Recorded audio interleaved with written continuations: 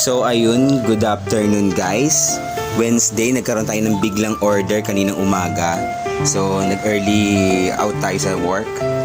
So ayan, ang order po natin ay pansit bihon with canton. Ayan. So yung canton po natin na to ay ibang klase. Maano po siya? Kung tawagin po ay canton bacoor. Yan po ay makunat. Hindi po siya basta-basta nalalamog, kaya magandang klase po ito. Kaya sa mga gusto magkanton, ito pong bilhin nyo. Ganyan ang tatako, yan, ganyan. So ayan, ito yung ating so hintayin lang natin siyang bumusa. After niya, lalagay natin yung ating kanton, yan. At ito naman yung ating sahog, ayan. O, diba? Napakalasa, ayan, ang sarap-sarap. So mamaya magpe-prepare tayo. Papakita ko sa inyo yung ating pagpo-portion. Bye!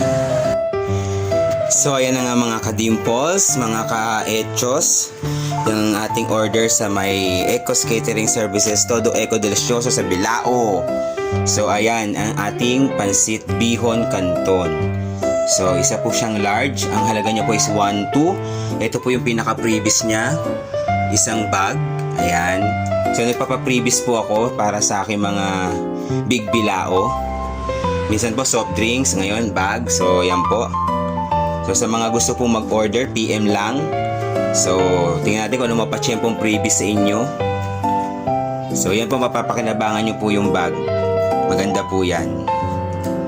So ayan ang ating pansit bihon ton. Thank you sa nag-order. God bless to all. Bye-bye.